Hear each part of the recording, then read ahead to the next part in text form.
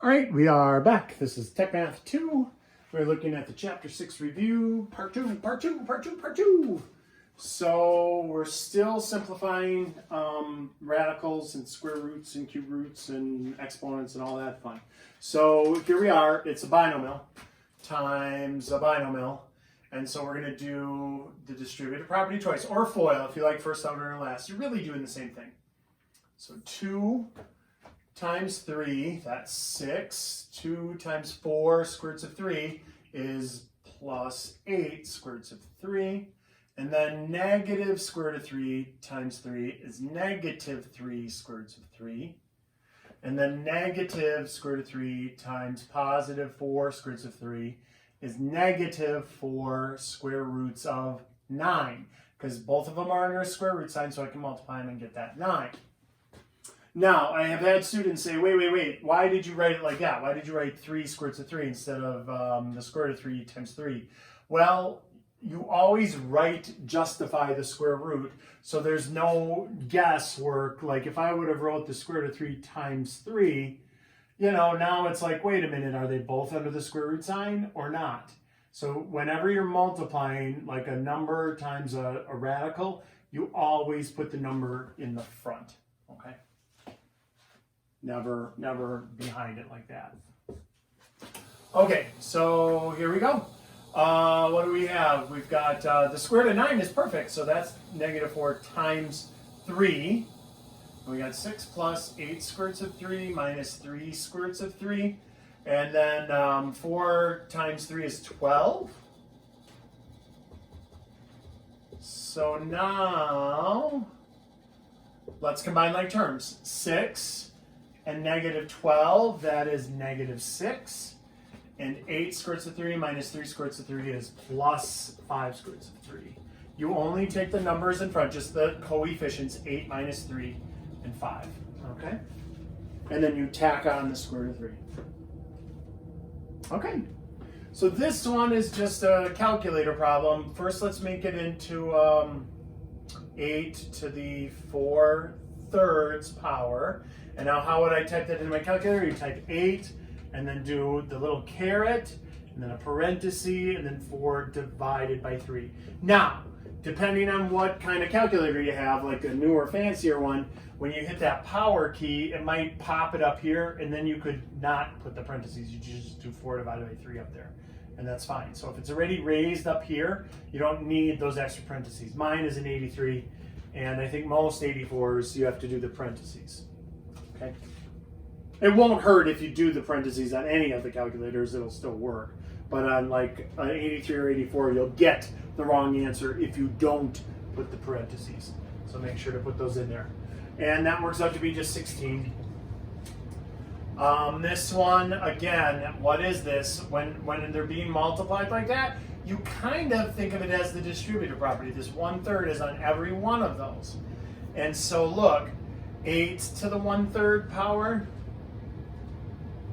And then for the x, you have x to the 6th to the 1/3. Well, remember, when we have powers raised to powers with variables, you multiply. So 1/3, actually we multiplied here too. There's an 8 to the 1st, and 1 times 1/3 is 1/3. 6 over 1 times 1 over 3, top times top, bottom times bottom.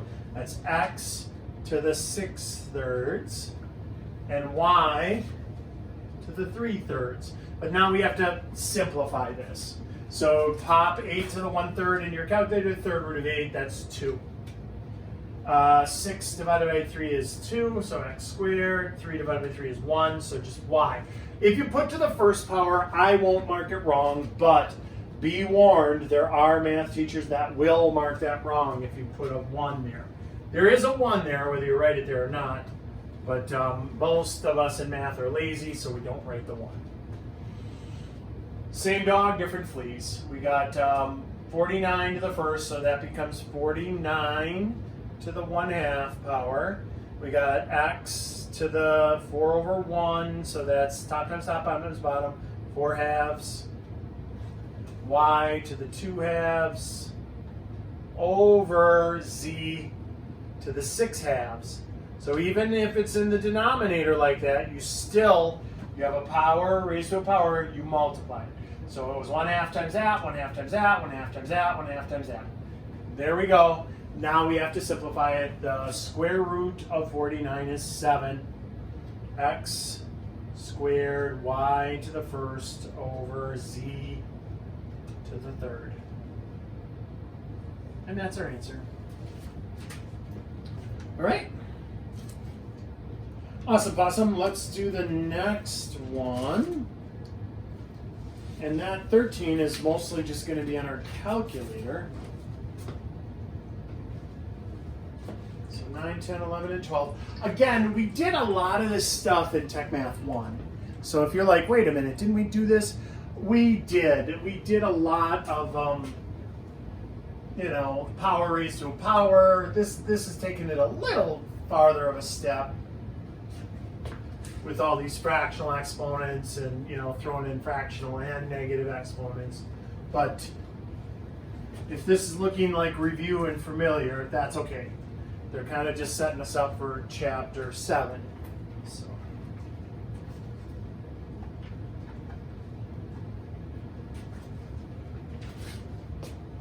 All right, so let's take a look at 13. So we were 9 to the 3/2 times negative 27 to the 1/3. Now this is the tricky part because it's in parentheses, but guess what? This 1/3 doesn't affect that negative. So what's really going on here is 9 to the 3/2. That one you can put in your calculator and it'll kick out 27. But this one is actually -1 times 27 to the 1/3. That's what's going on. So I guess if you put in -27 to the 1/3 power in your calculator, it would likely kick out the correct answer, which would be -3. But make sure you don't put the 1/3 on the wrong side of the parentheses. Because, I guess either way it would be -3. Look at that, never mind. Because it's a third root. If it was a square root, then there would be a problem with this. But it isn't. So you're good either way. Oh, I wish they would have made that a square root. Not to make it harder on you guys, but we kind of, you're kind of missing the point of this, that this -1 isn't affected by that third root. It would be, if you wrote that in radical notation, it would look like this, not like this. Because in order to look like that, we would need another set of parentheses on the -27. So it's actually this, which is the opposite of the cube root of 27. So you have that -3. This turns out to also be -3. So I guess, but to say it doesn't matter isn't true. It does matter. It matters that you know how to get the right answer, regardless of whether this is an even or an odd index. And so since it's an odd index, it turns out you get the same answer either way. If that was an even index, this would be like no real solution. If that were a fourth and it was 16 or something, it wouldn't work. This would work, but this wouldn't. And so it is important that you understand this is how it is set up. All right, -81. Saying, since it turns out to be the same answer, then it doesn't matter that you really understand it. That's like saying, well, when you learned your times tables and you said 2 times 2 is 4, and then you said, that's just like 2 plus 2. So then it isn't. It's a different operation, right? Because then when you get to 3 times 3, you're going to say it's 6 when really it's 9. And 4 times 4, you're going to say it's 8 instead of 16. And so it does matter that you understand that this is what it translates to. Okay? Okay. A, B to the -2, C to the -3 over A to the -4, B to the third, C to the -2. Okay, so wow, just loaded with negatives. So what I like to do on these is just lots of shipping. We're going to ship that up to the top, ditch the negative. We're going to ship that down to the bottom, ditch the negative. We're going to shift that up and that down and ditch the negatives. So let's see how this plays out. We have this A, that was already there. Now it's joined by a to the fourth, and then c to the second. Okay, I'll cross them off as I write them down over there. So now on the bottom, we have a b squared. The b to the third is still down there. And the c to the third has now joined us down there. Okay, so remember, these are all being multiplied. So now, that, even though I don't write it in my answer, if you want, you can put a 1 there so you remember a to the first times a to the fourth is a to the fifth. B squared, b to the third, all on the bottom is b to the fifth on the bottom. And now the c's aren't being added together, they're being canceled off. So there's 2 of them on top and 3 of them on bottom, and cancel 1 for 1. There's 1 left on the bottom. And that's it.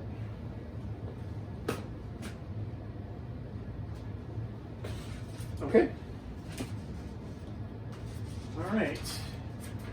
So let's keep looking. Okay, these are all pretty fast. 16 is a little cringeworthy.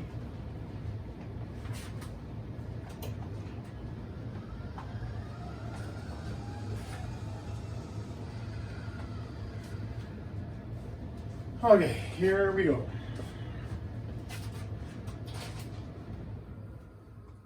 Um, 15, we have r to the negative 2, s to the negative 3 power, and raised to the negative 2. So that's just when you have a power you multiply. So that one is super fast. Negative times a negative is a positive. Negative times a negative is a positive. And we're done. So R4, S6. 16, this one here is a little weird.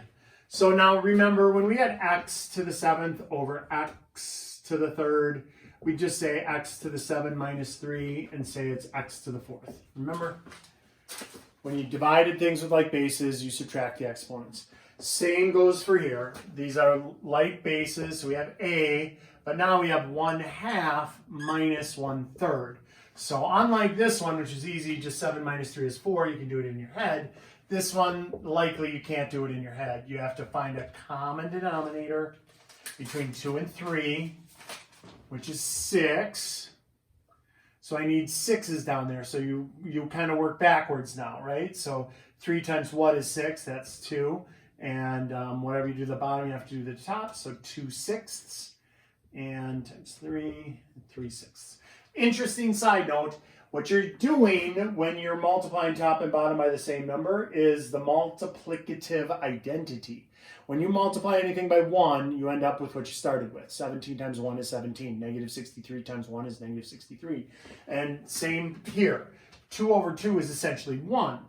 And so if I take 1/3 times 1, it's equal to 1/3. But I did a special one. I did 2 over 2. So 2/6 is exactly equal to 1/3. 3/6 is exactly equal to 1/2. Okay, so now I have that common denominator. So a is equal to 3 minus 2 is 1/6. And then, did they want it in radical, or do we just get to leave it like that? You can, either way, if they don't specify, then you can leave it a to the 1/6. Or if they specify specifically, which I will on the test, if I want it in radical form, then it would be like that. Okay. Okay.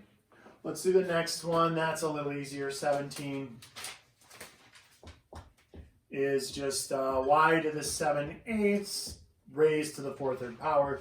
So this, we don't have to find common denominators. When you have a power raised to a power, you multiply. So that's numerator times numerator, denominator times denominator. So that is 28 24ths. And now reduce it. So divide top and bottom by 4, right? And so we end up with y to the 7/6 power. Now, not the only way to do it. I know some of you clever students went, oh, I canceled the 4 into the 8 and got a 2 and a 1 and then just got 7/6. That's fine. You can do it that way too. Either way. 18 is w to the 0.48 over w to the negative 0.12. So again, we're taking the top numerator minus the denominator, like bases, so we subtract the exponents.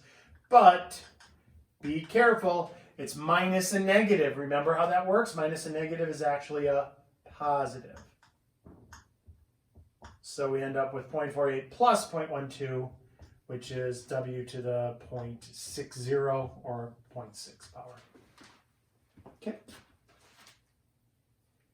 Okay, lovely, lovely. 19, oh, let's just squeak 19 in here, because then the last two are application problems. M to the 2.5 raised to the second power. 2.5 times 2 is 5. So that was super quick. So some of these go lickety-split. You have to keep those rules straight in your head, okay? Most common error that I see on this one, people tell me m to the 4.5 because they accidentally add instead of multiply. When you are multiplying things with like bases, you add exponents. When you are dividing things with like bases, you subtract exponents. And when you have a power raised to a power, you multiply exponents. So you gotta keep those rules straight in your head. Okay, and so the last two, one of them is just plug and chug. They're gonna give you a formula, and then you're gonna have to substitute in the numbers given for the variables and evaluate them correctly. So it takes a little order of operations, although with your fancy calculators, with your graphing calculators, you can likely just type it in all in one shot and hit enter and you'll still get the right answer. So 25 times 47 plus 18 raised to the 0.2 power. So old school me would have said, please excuse my dear Aunt Sally, parentheses first, and then that's, what is that, 65 to the 0.2 times 25. Then I would have said, please excuse, so exponents next, so I do 65 to the 0.2 power, get that decimal, and then that times 25, and then round, they wanted it to hundredths, so 57.65.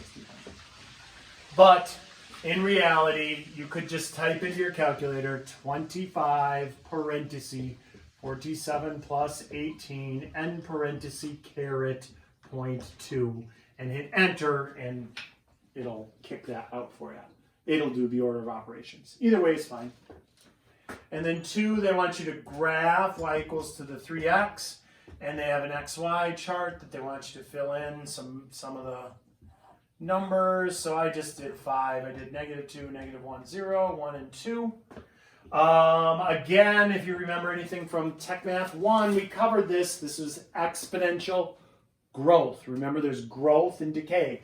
Exponential growth is if you have your base number bigger than 1, it grows. It goes up and up and up. Exponential decay is if it's between 0 and 1 or fractional, then it goes down, down, down, and it approaches 0. All right, so you pop in -2, that kicks out 1/9. You pop in -1, that kicks out 1/3, or like 0.3333. You pop in 0, that kicks out 1. You pop in 1, that kicks out 3. You pop in 2, kicks out 9. So now look at what happens here. We have 0 is 1. That's true of any exponential growth or decay problem. We've got, it's going through 1. It always hits the y-axis at 1. But here, it's getting closer, going this way, closer and closer to the x-axis, but it'll never cross it. And here, it's getting larger. 3, 4, 5, 6, 7, 8, 9. Oh, if you saw the movie Airplane, and Leon's getting larger. I think those guys were from Milwaukee. The Zucker brothers that did Airplane. I don't know if Airplane translates well to nowadays. Might be a little too far over the edge of tastefulness now. But that was a bit in Airplane. The fog is getting thicker and Leon's getting larger. All right. Good luck on the test. It's going to look very, very, very similar to this review. So prepare.